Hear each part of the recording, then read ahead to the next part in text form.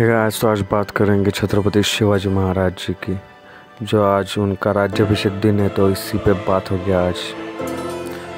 शिवाजी महाराज का पूरा नाम शिवाजी शाहजी भोसले था। उनकी माताजी का नाम जिजाऊ था। उनका जन्म 19 फरवरी 1630 को शिवनेरी किले पे हुआ था। और ये इनको कोई इंट्रोडक्शन की ज़रूरत भी नहीं है। ये हमारे शिवाजी महाराज है जो पूरे छत्रपति कहलाए। इनकी सल्तनत, इनका साम्राज्य, इनका स्वराज्य अखंड हिंदू भारत के नाम से भी पहचाना जाता है। इन्होंने बहुत बड़ा एरिया था जो खुद के दम पे हासिल कर लिया, पूरा हिंदू राष्ट्र बनाया था। बाद में कुछ हुआ, बाद में टाइम गया, बाद में कुछ और हुआ। ये राजनीति, इन सब कारणों की वजह से वो डिवाइड हुआ। लेकिन एक राजा था जो सबसे महान था। अब अगर ऐसा भी बोले तो ये बात सिर्फ एक ही आदमी को लागू होती, और वो है हमारे देवता, हमारे दैवत छत्रपति शिवाजी महाराज। शिवाजी महाराज ने बहुत कष्ट झेले, जिनके बाद उनको ये साम्राज्य हासिल हुआ था। बहुत से सरदार थे, बहुत से उनके यार दोस्त थे, जिनकी वजह से, जिनकी मदद से शिवाजी महाराज ने पूरा साम्राज्य खड़ा किया था। अकेले नहीं होता ये सब, बहुत सी आहुतियाँ देनी पड़ी, बहुत से बलिदान देने पड़े, उसके बाद ये सब हासिल हुआ था। आज बात तो होगी सिर्फ राज्याभिषेक की, क्योंकि अगर इस सब पे बात करने लगे तो राजें का इतिहास इतना बड़ा है कि शायद 2-4 दिन तो क्या 1 महीना कम पड़ जाए, इतना बात कर सकते हैं अपन इस पे। तो अभी सीधा बात करते हैं आज का मेन दिन, राज्याभिषेक दिन। राज्याभिषेक शिवाजी महाराज जी ने किया था 6 जून 1674 को। राज्याभिषेक की बहुत अच्छी स्टोरी है, ये बहुत अच्छा और ये बहुत मायने रखता था उस टाइम। इस पे बात हो गया आज। मैंने कुछ पढ़ा था, एक बुक हाथ लगी थी मेरे, जिसमें ये सब कुछ था। एक्चुअल शिवाजी महाराज जी के बारे में बहुत कुछ था, ऐसा जो कुछ था कि जो बहुत कंट्रोवर्शियल भी है। उनमें से एक था कि उन्होंने राज्याभिषेक आखिर किया क्यों था। तो क्या होता था उस टाइम, मुग़ल आदिलशाह, अंग्रेज़ और पुर्तगाल, ये सब बीच में प्रॉब्लम क्रिएट कर रहे थे। इन सब में से शिवाजी महाराज जी ने जब अपने लोगों को सबसे मुक्त किया, तो शिवाजी महाराज जी ने तब राज्याभिषेक करने की सोची, क्योंकि वो उनका जो टारगेट था वो लगभग पूरा हो चुका था या हुआ था। ये भी इसलिए करना था क्योंकि बाहर वालों की सत्ता थी।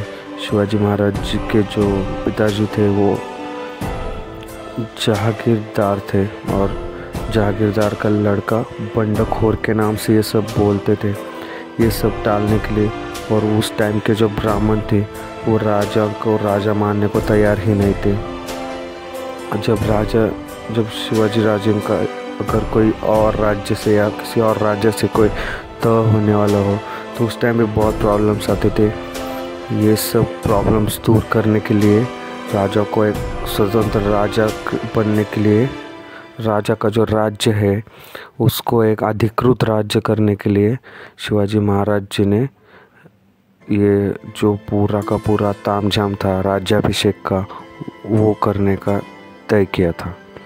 इससे लोगों के अंदर आत्मविश्वास भी, कॉन्फिडेंस भी आ जाता कि हाँ, ये हमारा राजा है, ये हमारा सब कुछ है। इस सब सोच की वजह से शिवाजी महाराज जी ने राज्याभिषेक का तय किया था। 1668 से शिवाजी महाराज जी ने रायगढ़ को अपनी राजधानी तय किया। रायगढ़ बहुत ऊंचा और बहुत जटिल गढ़ था, जो कि बहुत हाइट की वजह से गढ़ की लेंथ जो थी वो 4 किलोमीटर थी, और जो विड्थ थी वो 1 किलोमीटर थी। इसके आजू बाजू में डोंगर, बड़े बड़े पहाड़ थे, जिसकी वजह से शत्रु को गढ़ पे आना लगभग नामुमकिन ही था। ऐसे किले पर शिवाजी महाराज जी ने राज्याभिषेक करने का तय किया। बहुत से किले थे जो शिवाजी महाराज जी ने खुद बंधवाए थे। शिवाजी महाराज एक अच्छे इंजीनियर थे, उनको बहुत ज्ञान था इन सब चीज़ों का। ऐसे रायगढ़ पे शिवाजी महाराज ने राज्याभिषेक करने की ठान ली। राज्याभिषेक दिन जैसे ही पास आ रहा था वैसे ही ब्राह्मण लोगों के प्रॉब्लम्स क्रिएट करना, कुछ ना कुछ अड़चने डालना चालू हुआ था। पर जिजाऊ माता जी ने एक दमदार साथ निभाते हुए उनके साथ खड़ी रही। इस टाइम पे जिजाऊ माँ की उम्र लगभग 76 साल थी। इस एज में भी उनका जो धैर्य, वो जो तेजस्वी था, वो सब बहुत अद्भुत था। राज्याभिषेक के लिए एक भी पुरोहित ना मिले, इसके लिए ब्राह्मणों ने पूरा इंतज़ाम करके रखा था। एक भी पुरोहित पूरे देश से राजा को नहीं मिल रहा था जो उनका राज्याभिषेक कर सके। इस सब में बालाजी आऊजी ने सब भटजी, सब पुरोहितों को पूछ लिया, लेकिन कोई भी नहीं आ रहा था। सब बोल रहे थे शिवाजी महाराज शूद्र है, हम नहीं आएंगे, ऐसा बोल बोल के सब ना बोल रहे थे। तब उस टाइम बालाजी आऊजी ने गागा भट्ट को बुलाया। उनको बुलाने के लिए केशव भट्ट, भालचंद्र भट्ट और सोमनाथ भट्ट, इन 3 ब्राह्मणों को काशी भेजा था। गागा भट्ट जी ने इन तीनों को बोला कि शिवाजी महाराज शूद्र है, मैं नहीं आऊँगा। तब इन्होंने गागा भट्ट को और कुछ कंडीशन तो पूछ लिया। तब गागा भट्ट ने कुछ पैसों का बोल के या कुछ ज़्यादा ही पैसे मांग के उनको भगाने की सोची, लेकिन उस टाइम ये सब ऐसा था कि वो सब देने के लिए भी तैयार हो गए। केशव भट्ट, भालचंद्र भट्ट, सोमनाथ भट्ट और गागा भट्ट, इस 4 के बीच में कुछ गुप्त कट हुआ, जिसके बारे में बालाजी आऊजी को जब पता चला तो उन्होंने उनके भरोसेमंद नीलयसा जी को फिर से गागा भट्ट के पास भेजा और उन्होंने शिवाजी महाराज मेन उनका जो पूरा घराना है वो उदयपुर के है, ऐसा कुछ डॉक्यूमेंटेशन बना के इनको फिर से गागा भट्ट के पास भेज दिया। शिवाजी राजे का जो भोसले खानदान था वो मेन वेरोड़ के थे, ये गागा भट्ट को भी अच्छे से पता था। तो बालाजी ने पैसों का लालच दिखा के गागा भट्ट को बोला, तो गागा भट्ट पूरा ग्रंथ सामग्री लेके रायगढ़ के पायथे पे आ गए। ये तो सब वही है ना जो भगवान के निर्माते हैं, भगवान के बाप बोले जाते हैं, ये बोलेंगे तो वो सब सच ही होगा। ये वही थे जो पैसों के पीछे रायगढ़ के गागा भट्ट जो पदार्थ थे, उन्होंने बोले मोरों को उनके 3 से उनकी भेंट हुई।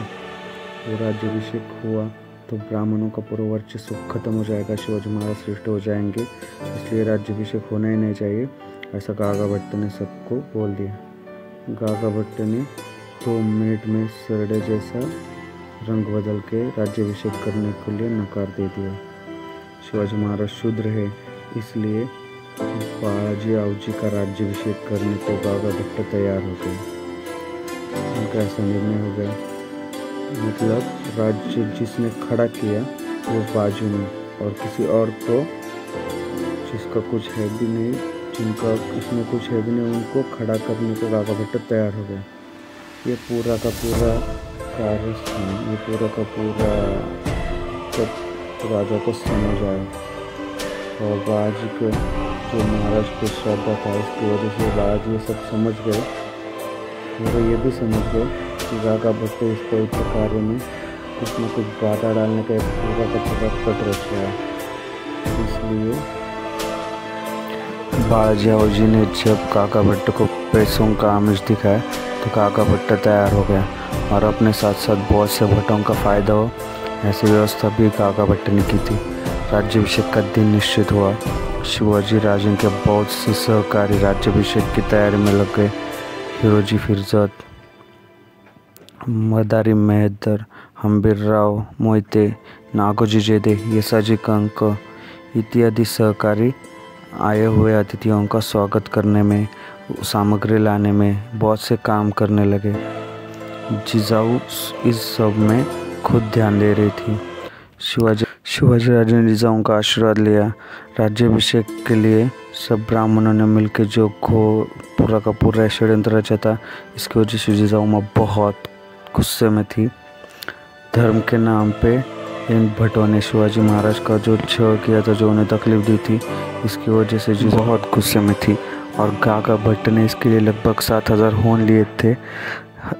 इस तरफ ब्राह्मण पुरोहितों के लिए 17,000 होन लिए थे।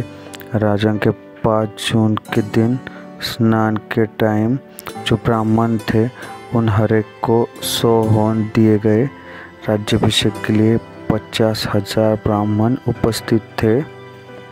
ऐसे सभासद लिखते हैं, मतलब फुकट का खाना और होन मिलेगा, इसलिए कोई सा भी आधुनिकता या कोई प्रवास के लिए साधन नहीं थे, फिर भी 50,000 ब्राह्मण रायगढ़ पे इकट्ठा हुए थे।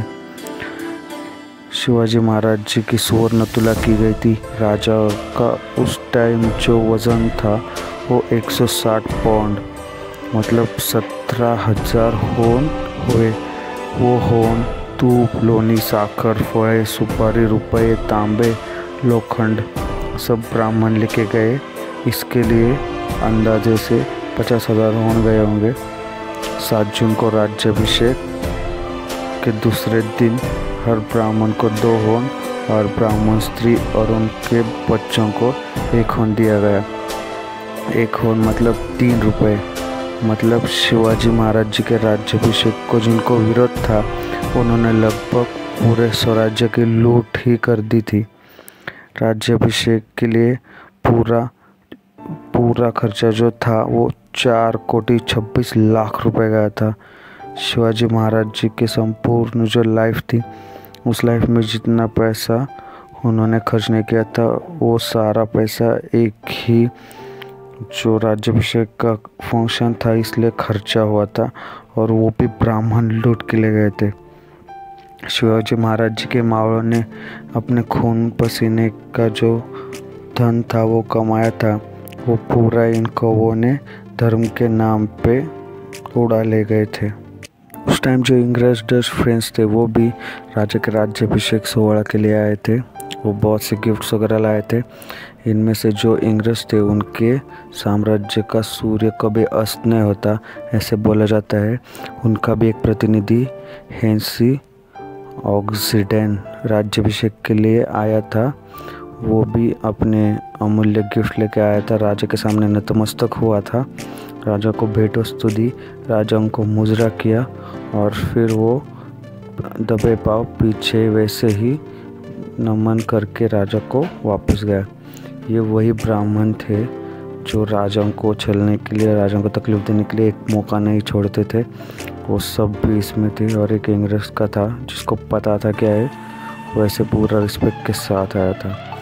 राजा ने इतना पूरा का पूरा तामझाम किया था कि सब गरीब, सब रानियाँ, सब उनके लड़के, सब पूरा घराना एक ही टाइम पे सब गढ़ पे आ जाए, सबको ये सब देखने को मिले। इसलिए अपने तय समय पे गढ़ से तोपों की एक बड़ी ध्वनि बनाई थी जिसे सुनकर सब गरीब जनता और सब ये सब देखने के लिए प्रजा आ जाए।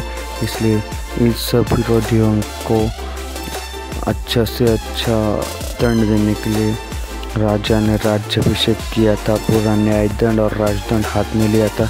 इस सब में प्रजा बहुत खुश थी, लेकिन ब्राह्मणों को बहुत दुखा था। इससे भी अपार महत्व है राज्याभिषेक का। भी राज्याभिषेक दिन आज है, इसी पे मुझे ये स्टोरी ज़रूर बतानी थी सबको। शायद सबको पता नहीं होगी, इसलिए मैंने ऐप बनाया था। मैं ये जब बुक उस टाइम पढ़ रहा था तो मैं सच में बहुत शॉक हो रहा था, क्योंकि मुझे ये सब अंदर की बातें पता नहीं थी। लेकिन सच में राजा ने बहुत झेला होगा। उन्होंने अपने पूरे मेहनत से, पूरे कष्ट से, अपनी नीति से ये सब खड़ा कर दिया था। और राजा की मेहरबानी है कि आज मराठाओं का डंका पूरे वर्ल्ड में बजता है, वो भी बहुत ज़ोर से बजता है। इसी से अभी बात को यहीं पे ख़त्म करते हैं। यही आज के दिन, एक्चुअली आज मेरी एनिवर्सरी भी है। मेरी शादी भी इसी दिन हुई थी, 2 साल आज कंप्लीट हो गए। तो इसी पे आज का रैप अप करते हैं गाइस। देखते हैं कभी अगली वीडियो में मिलते हैं। आज के लिए ये ब्लॉग यही ख़त्म हुआ। एक बात थी, ये ब्लॉग मैं मराठी में बना सकता था, लेकिन मुझे पता है कि अगर ये पूरे ज़्यादा लोगों तक पहुंचाना है तो ये हिंदी में रहेगा तो ज़्यादा सेफ रहेगा। इसलिए मैंने हिंदी में बनाया पूरा। इसके लिए सॉरी सबको, मराठी बांधव मेरे। तो इसी पे अभी इस सेशन ख़त्म करते हैं, मिलते हैं अगले व्लॉग में। आज तब तक के लिए जय माता।